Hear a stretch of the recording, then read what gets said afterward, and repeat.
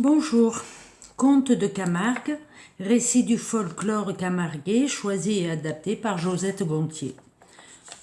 J'ai déjà fait 2 autres vidéos et en fait je voulais juste dire que c'est pour ma petite fille Marie qui n'y voit pas, qui est non-voyante, et donc en fait c'est pour lui raconter des histoires. Voilà. Et aujourd'hui je vais lui raconter la fève. Alors il était une fois un garçon un peu simplé qu'on appelait Jeannet parce qu'il était doux et sans malice. Au hameau du Sambuc, tout le monde l'aimait bien. Et si on le raillait volontiers, c'était plutôt par habitude que par méchanceté. D'ailleurs, on prétend dans le pays qu'un innocent, c'est ainsi qu'on appelle un enfant un peu bené, porte bonheur à la famille qu'il a vu naître. Et les habitants du Sambuc formaient une grande famille.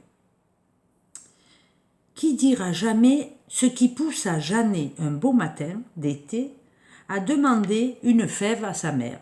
« Mère, donnez-moi une fève. »« Mais que feras-tu d'une fève, mon enfant ?» répondit la paysanne, habituée aux idées bizarres de son fils.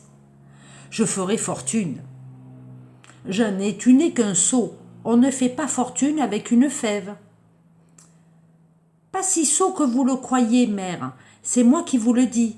Donnez-moi une fève et vous verrez qu'avec cette fève, je ferai fortune. » Tant par lassitude, car il n'était pas facile de raisonner le gamin, que par amour pour son innocent, la mère s'en fut dans la cuisine chercher la fève. Et voilà Jeannet qui part faire fortune avec sa fève, à la tombée de la nuit. Il pousse la porte d'un mât. « Bonsoir, braves gens, le Mistral souffle fort ce soir. Voulez-vous m'offrir l'hospitalité à moi et à ma fève ?»« Pourquoi pas, répond le maître. Tu coucheras dans le fenil. Mais ta fève, grand benet, gargamou, elle couchera dans ta poche. »« Maître, si cela ne vous dérange pas trop, j'aimerais que ma fève passe la nuit avec vos poules. »« Eh bien, soit qu'elle passe la nuit avec mes poules. » Tous deux portent la fève dans le poulailler, puis notre Jeannet s'en va dormir dans le fenil. Le lendemain matin, il se lève et se rend aussitôt au poulailler. Mais là, point de fève. « Maître, vos poules ont mangé ma fève. Je veux que vous me donniez la plus belle, sinon je mets le feu à votre mât. »« Mauvais enfant sans cœur, répond le fermier courroucé, est-ce ainsi que tu me remercies de mon hospitalité ? Il n'y a pas de sans cœur qui tienne, je vous ai dit ce que je veux. Gare à vous si vous vous dérobez. » De guerre lasse, le paysan lui donne la poule. Et voilà Jeannet qui part avec sa poule. À la tombée de la nuit, il arrive à la porte d'une abbaye. « Bonsoir, braves gens, ma route est longue encore. Voulez-vous nous donner un abri à moi et à ma poule ?»« Pourquoi pas, répond le père supérieur. Tu coucheras dans l'étable. Mais ta poule, grand benet, gargamaou, elle couchera avec les nôtres. »« Mon père, si cela ne vous dérange pas trop, j'aimerais que ma poule passe la nuit avec vos porcs. »« Eh bien, soit qu'elle passe la nuit avec nos porcs. » Tous deux portent la poule dans la porcherie, et Jeannet s'en va dormir dans l'étable. Le lendemain matin, il se lève et se rend aussitôt à la porcherie. Mais là, point de poule. « Vos porcs ont mangé ma poule, mon père.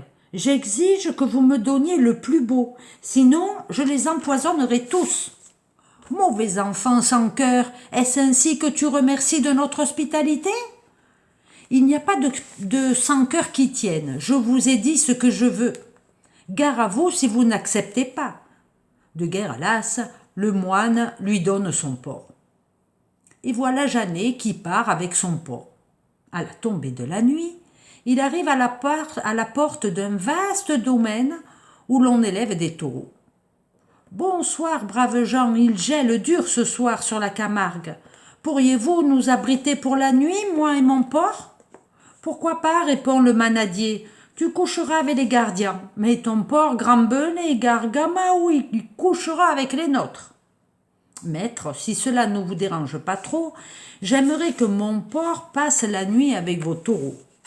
Eh bien, qu'il passe la nuit avec mes taureaux. Tous deux conduisirent le porc dans l'enclos où paissent quelques taureaux. Loup-Bouvou, puis notre Jeannet, s'en va dormir dans la cabane des gardiens. Le lendemain matin, il se lève et se rend aussitôt au Bouvou. Le pauvre porc avait reçu tant et tant de coups de corne qu'il gisait inerte sur le sol recouvert de paille sèche. « Vos taureaux ont tué mon porc, maître. Vous allez me donner le plus fort de la manade, sinon je jetterai un sort à tous vos animaux, et ils ne tarderont pas à mourir. Mauvais enfant sans cœur, est-ce ainsi que tu me remercies de mon hospitalité ?» répond le manadier mécontent. « Il n'y a pas de sans-cœur qui tienne, je vous ai dit ce que je veux, gare à vous si vous n'acceptez pas mon marché. » De guerre lasse, le manadier lui donne un superbe taureau. Et voilà Jeannet qui part avec son biou. À la tombée de la nuit, il arrive à la porte d'Arles. Une grande animation règne dans la ville car on y prépare la fête des gardiens. Les fiers cavaliers s'apprêtent à défiler. Arlésienne en groupe, sur la promenade des Lys, cette allée bordée de platanes qui longe les murs de la ville au sud. L'un d'eux, en attendant le signal du départ, devise gaiement avec une jeune fille. « Hé, l'homme !» s'écrie Jeannet. « Voulez-vous échanger le taureau le plus fort qu'on ait jamais vu en Camargue contre votre cheval ?» Mais personne n'entend la réponse du cavalier. Son cheval fait un écart, le biou de Jeannet s'enfuit et il court encore. « Qu'avez-vous fait? Me voilà ruiné. Que vais-je devenir? Se lamente le jeune homme. « Monsieur, s'écrie-t-il soudain, vous allez me donner votre fille en mariage, cette belle Arlésienne aux cheveux d'ébène que vous portez sur votre cheval blanc. » Et c'est ainsi que Jeannet épousa la belle Magali. Le jour de la noce, le jeune homme s'approcha de sa mère et l'air malicieux lui fit remarquer « Mère, ne vous avais-je pas promis de faire fortune avec une fève ?»